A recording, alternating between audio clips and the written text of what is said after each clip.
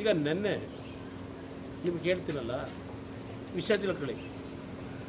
ಇಲ್ಲಿ ನೆನ್ನೆ ದಿನ ಯಾವುದೋ ಒಂದು ಆ ಡ್ರೈವರ್ದು ಒಂದು ಪ್ರೆಸೆಂಟೇಷನ್ ಆಗಿದೆಯಲ್ಲ, ಒಂದು ಪ್ರೆಸ್ ಮೀಟ್ ಮಾಡಿ ಹೇಳಿದ್ನು.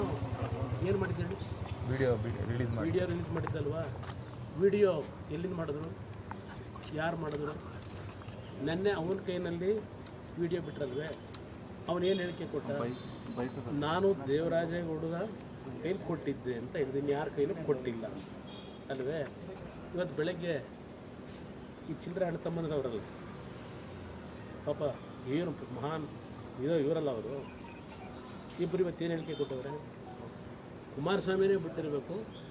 ದೇವರಾಜೇಗೌಡರನ್ನ ಕುಮಾರಸ್ವಾಮಿ ಮೊದಲು ಭೇಟಿ ಮಾಡಿದ್ದರು. ಕುಮಾರಸ್ವಾಮಿ ದೇವರಾಜೇಗೌಡ ಮೊದಲು ಭೇಟಿ ಮಾಡಿದ್ದರು. ಕುಮಾರಸ್ವಾಮಿನೇ ಬಿಟ್ಟಿರ್ಬೋದು ಅಂತೇಳಿ ಈ 420ಗಳು ಹೇಳೋರಲ್ಲ, ಎಲ್ಲವನ್ನೇ ಅವನು ಕಾರ್ತಿಕ್ ಯಾರು ಕಳಿಸಿರೋದು? ವಿಷಯ ತಿಳ್ಕೊಳ್ಳಿ. ಮೊದಲು ಅವನು ಎಲ್ಲಿಂದ ವೀಡಿಯೋ ಮಾಡಿ ಬಿಟ್ಟವನು ಇಲ್ಲಿಗೆ ನಿಮಗೆ ಕಳಿಸಿದ್ದಾನೆ, ತೋರಿಸಿದಾರಲ್ಲ. ಅವತ್ತು ಯಾತಿಗೆ ತರಾತುರಿ ವೀಡಿಯೋ ಮಾಡಿ ನಿಮ್ಮ ಚಾನಲ್ಗಳಿಗೆ ಕೊಟ್ಟರು? ಯಾರು ಕೊಟ್ಟವರು? ಮಲೇಷ್ಯಾದಲ್ಲಿದ್ದಾನೆ. ಯಾರು ಕಳಿಸಿರೋದು ಮಲೇಷ್ಯಾಗೆ? ಅವನು ಕಾರ್ತಿಕ್ನ ಅಲ್ಲಿಂದ ವೀಡಿಯೋ ಮಾಡಿ ಕಳಿಸೋದೇನಿದೆ?